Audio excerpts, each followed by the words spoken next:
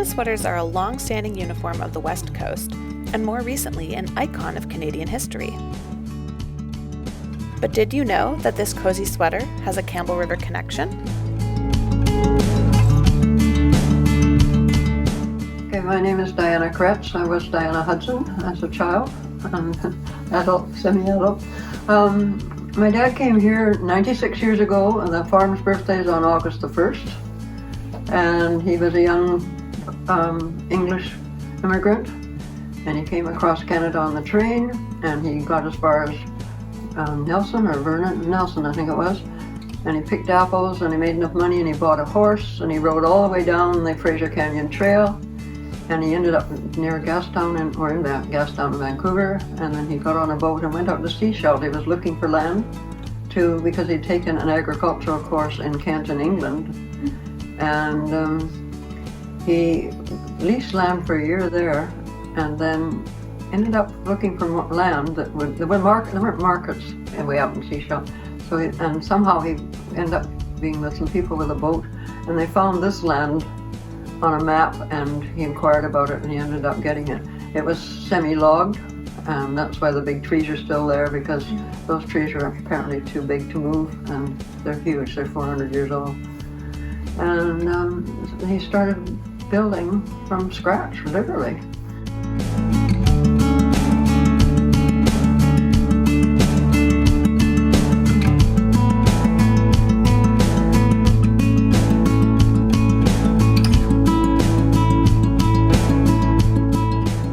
Why did Tom Hudson raise sheep? I guess sheep was just a thing that seemed obvious to him in the mixture. They weren't that obvious to other sort of little mixed farms. Mostly it was pigs and cattle. But anyway, so there were lots of families that wouldn't have anything to do with sheep. So it was a bit of a niche market. But what did he have, 40 ewes? About 40 ewes, and so that meant there was a lamb crop of 40 lambs. Well, keeping a few, probably 40 lambs a year.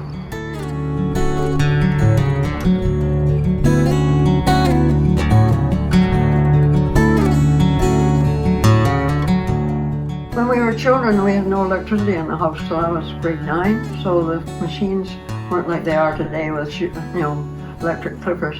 No, he had they look like big scissors, clippers. There were certain parts where you have to sit the sheep up, as you can tell by those pictures.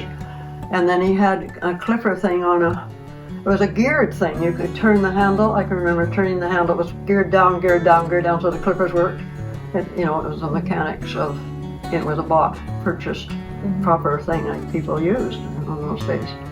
And, and I can remember standing with him, being on hand in case sometimes the sheep would struggle and start flipping its leg, and so I'd have to hold the leg and the sheep would calm down and realize it. They were comfortable. They actually, when they sit that way, it doesn't hurt them. They're sitting at an angle that seems to balance, and they settle in. That's why, those pictures of civils are like that. They can see that they sort of put up with all that stuff going on. Nowadays, they come with clippers, but it's still the same motions in the same way, and it's shorn in a way that it's not bits and pieces like you shear maybe. I don't know how you do a dog with clippers, but it comes off like a big roll. It's all clipped carefully around the back, and clearing out where the legs are, and then it just rolls in a ball. It's a beautiful ball of wool.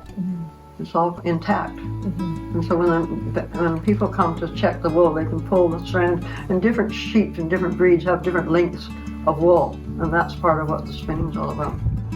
Apparently they used to roll for spinning.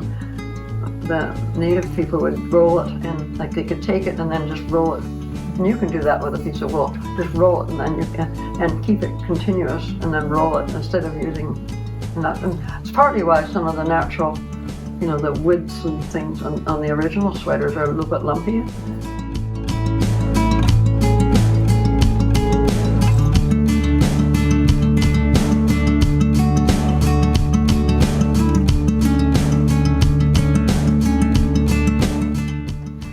The Cowichan band, I believe, camped at Cape Mudge, and they would come across in canoes, because so at that time, I don't know when the black sheep came into it. I think they came into it later. They came to get wool, because I can remember them coming up in cars later, and I always remember their beautiful hair that was braided. They had, the girls, and they feel the wool very carefully for the different fibers for different knitting. And I think maybe then, and I'm guessing, but it seems logical as I said, that's when the black wool, my dad decided to get some black sheep, because it makes sense, patterns.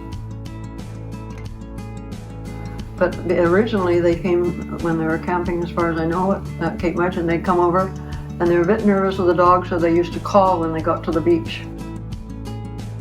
And then he'd go down and meet them, and then they walk up to the barn, and the thing was, the fibers of the wool, they tested to make sure it was the right ones for carding and for knitting. Mm-hmm. That my childhood memories of that, of them arriving. So that must have been the 1940s. Mm-hmm. And they're kind of precious because they're waterproof. The natural lanolin of the wool, the lanolin in the wool, when you touch a sheep, it's got a natural oil. The Louies were regular customers at Hudson's farm.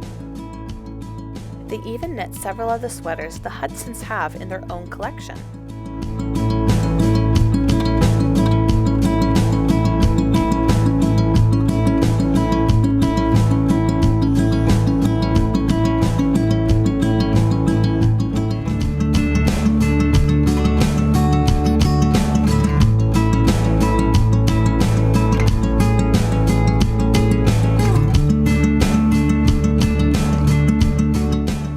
Did your mom and dad, the sweaters that they had, were they made from the wool on They're the made from our wool. Yeah.